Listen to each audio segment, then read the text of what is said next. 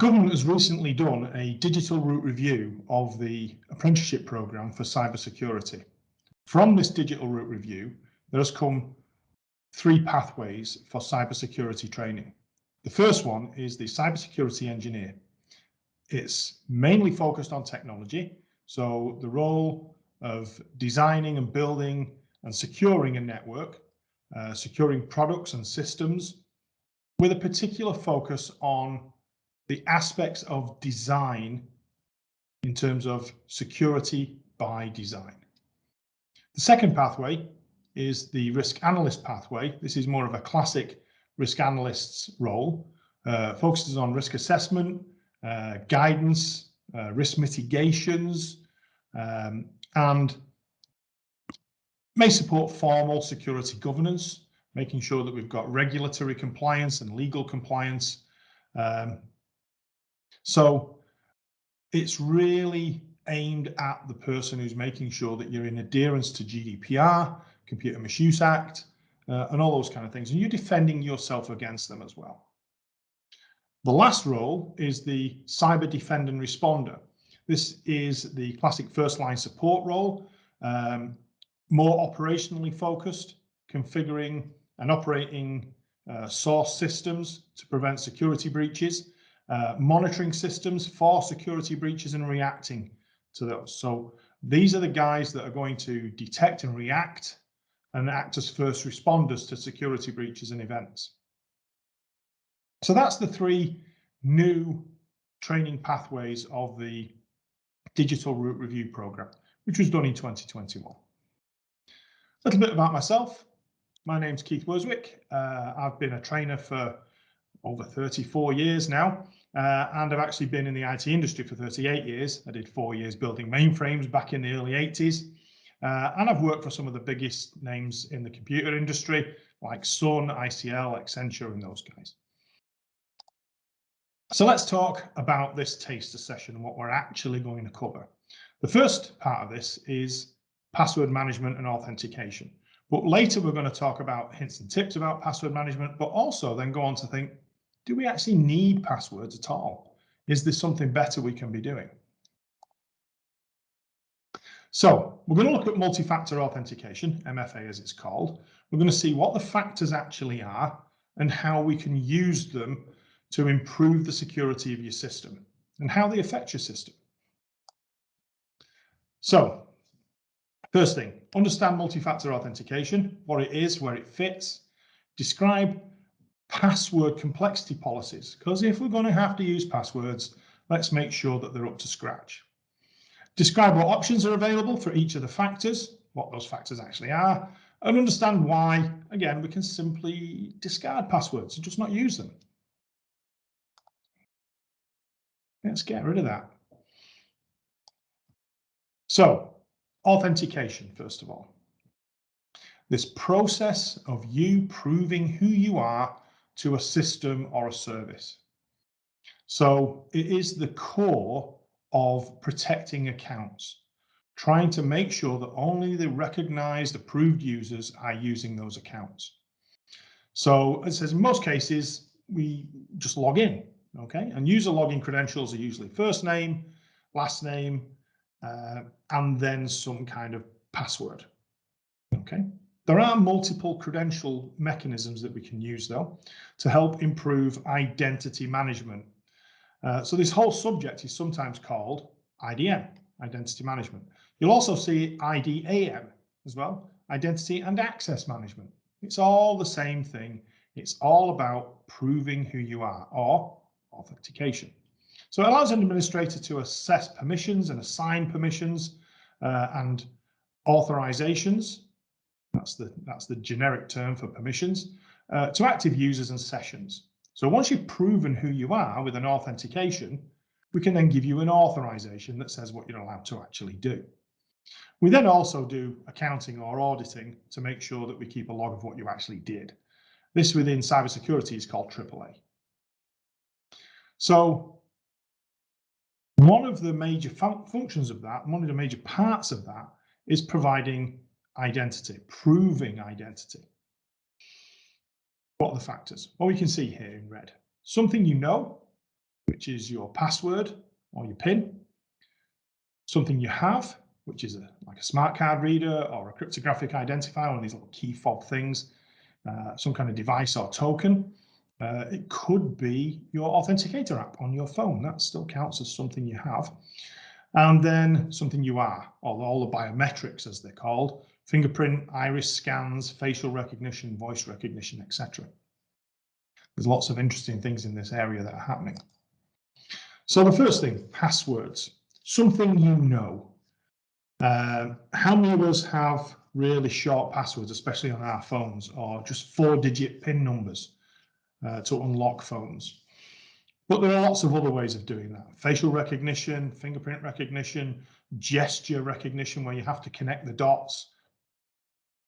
So what we want to do, if we must use passwords, is to try and make them be good enough, to make them have enough complexity to make it really difficult for an attacker. So password complexity rules say things like you've got to have letters, uppercase and lowercase, you've got to have at least one of those. You've got to have some numbers in there, at least one number, and you've got to have some special characters in there as well, like ampersands and brackets and hash keys and things like that. And how many actual characters you must use. So this is an example that I use to teach my students of a reasonably good password. Okay, and you can see here it's got 1, 2, 3, 4, 5, 6, 7, 8, 9, 10, 11, 12, 13 characters. So you're thinking, oh, 13 character password, how am I going to remember that? Well, actually, this is just the title of a book by Douglas Adams, part of the Hitchhiker's Guide to the Galaxy series, and it's called Life, the Universe, and Everything.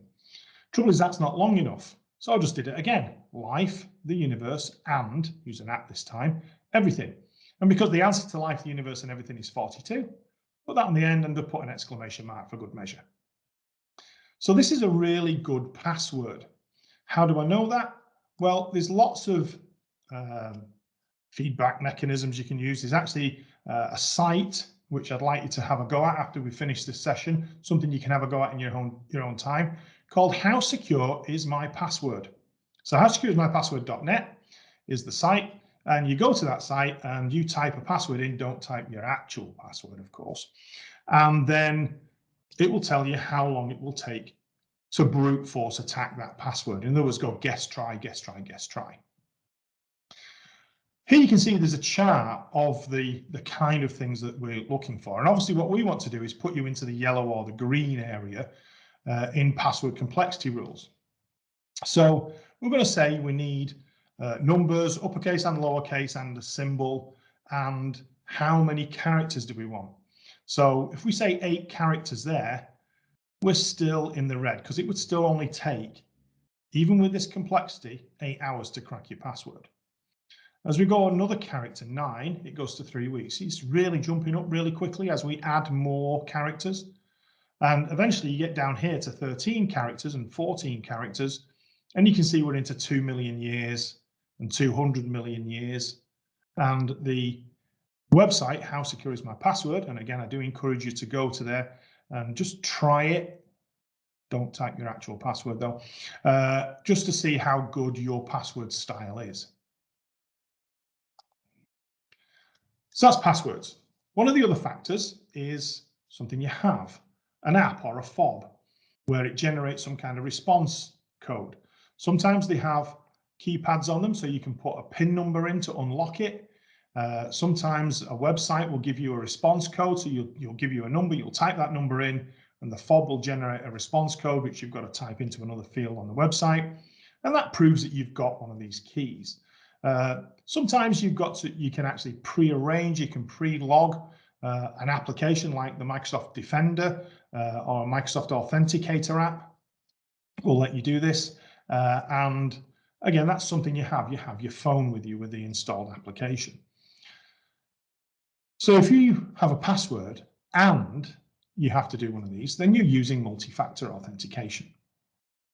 However, somebody could steal the fob, somebody could either guess or make you tell you their password, and it's not as hard as you'd see, especially in America. There's lots of videos on YouTube which you can go and have a look at, which just go on YouTube and do a search for tell me your password. And there's lots of videos of people just, with a camera and a microphone, goes onto the street as if they're doing interviews with people, say, can you tell me your password? And people do. It's ridiculous. The other factor is the biometrics. So facial recognition, fingerprint scans.